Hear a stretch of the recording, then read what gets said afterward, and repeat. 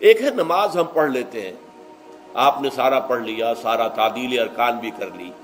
لیکن اگر آپ کا اللہ کے ساتھ ڈائریکٹ کمیونین اور ڈائریکٹ کمیونیکیشن قائم نہیں ہوا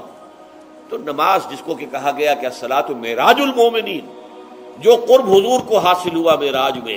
وہ ایک بندہ مومن دنیا میں رہتے ہوئے حاصل کر سکتا ہے نماز میں،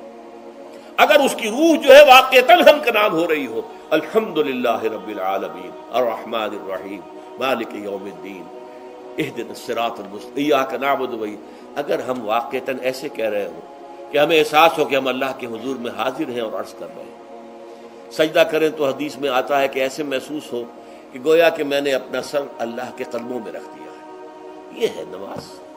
اب جو گفتگو ہو رہی ہے یہ ہم کلامی ہے، الصلاۃ معراج المومنین، اہل ایمان کے حق میں یہ نماز جو ہے یہ معراج کے درجے میں، لیکن یہ نماز کیسے نصیب ہوگی اگر روح سوئی ہوئی ہے، دبی ہوئی ہے، پسی ہوئی ہے، مزمحل ہے یا مردہ ہے؟ یہ نماز کیسے حاصل ہوگی؟ چاہے آپ پانچوں وقت کی نماز پڑھ رہے ہوں، چاہے آپ نے ہیبٹ بنا لیا ہو نماز کو، چاہے خوش بھی ہو گیا ہو، لیکن یہ کہ جب تک وہ روح بیدار نہ ہو، جب تک ہم کلامی نہ ہو، افلاق سے آتا ہے نالوں کا جواب آخر، اٹھتے ہیں حجاب آخر، کرتے ہیں خطاب آخر، جب تک یہ نہ ہو، جیسے کہ میں ایک حدیث قدسی انشاءاللہ آج سناؤں گا سورہ فاتحہ کے ضمن میں، کہ اللہ تعالیٰ کے سامنے جب کھڑا ہو کر انسان جب کہتا انی وجہت وجہی للذی فطر السماوات والارض حنیفا، دائیں بائیں سے بالکل اپنا تعلق کاٹ کر میں نے اپنا رخ کر لیا ہے اس اللہ کی طرف جس نے آسمانوں اور زمین کو پیدا کیا۔ اب یہ توجہ وجہ تو اگر یہ تو ہے چہرہ تو ہم نے کر دیا خانہ کعبہ کی طرف،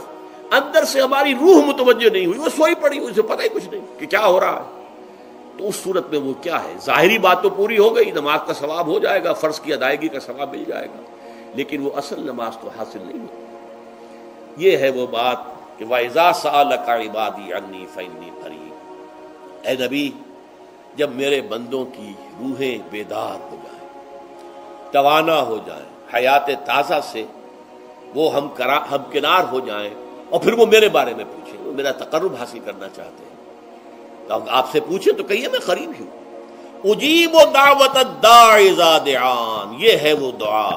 میں ہر پکارنے والے کی پکار، ہر دعا کرنے والے کی دعا کو سنتا ہوں، قبول کرتا ہوں، جواب دیتا ہوں جہاں کہیں بھی مجھے پکارے۔ اذا دعان،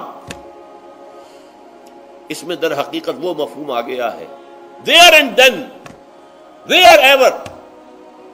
آپ اپنے گھر میں ہو کر پکاریں اللہ کو، آپ بستر پر لیٹے ہوئے پکاریں اللہ کو، الذین یذکرون اللہ قیاما وقعودا وعلی جنوبہم، ہاں ٹھیک ہے، بعض مقامات بعض اوقات قبول دعا کے لیے زیادہ سازگار ہے، حرم میں جا کر دعا مانگی جائے، اور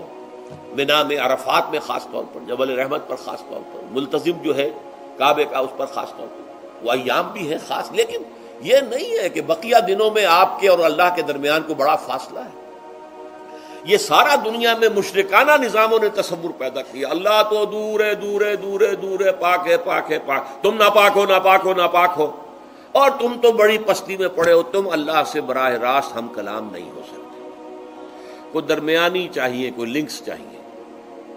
کوئی پجاری ہوگا، کوئی پروہت ہوگا، کوئی پنڈت ہوگا، کوئی پیر ہوگا، کوئی پادری ہوگا، کوئی پوپ ہوگا، اس کے ذریعے سے تم اللہ سے ہم کلام ہو، خود نہیں۔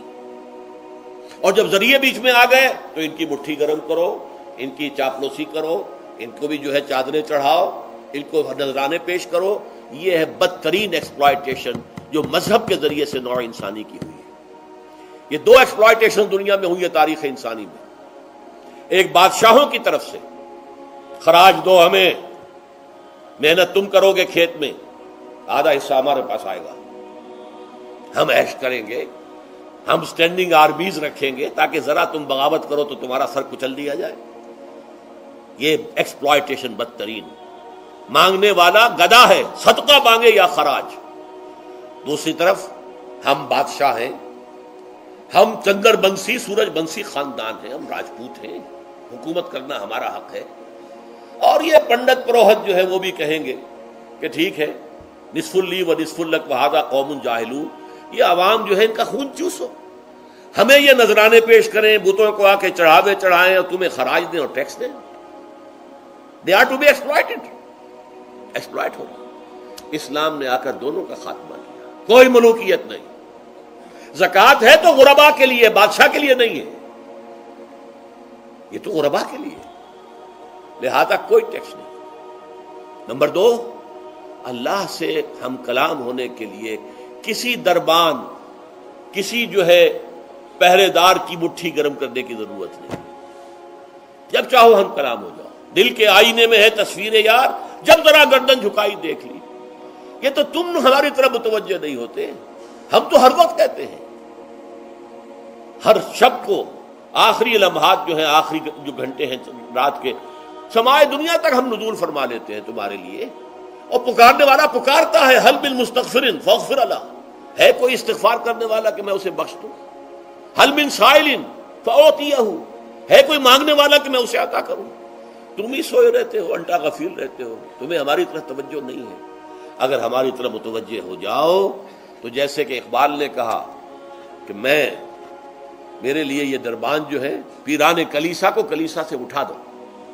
کیوں خالق و مخلوق میں حائل رہے پردہ۔ میرا دل برماہی نہیں آیا،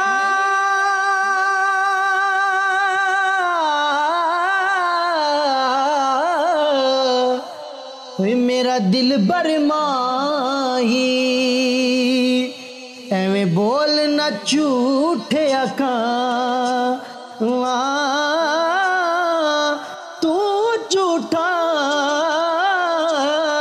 تیرے اوے بول بھی جھوٹے، تینوں تاڑی مار اڑا، تو جھوٹا تیرے بول بھی جھوٹے۔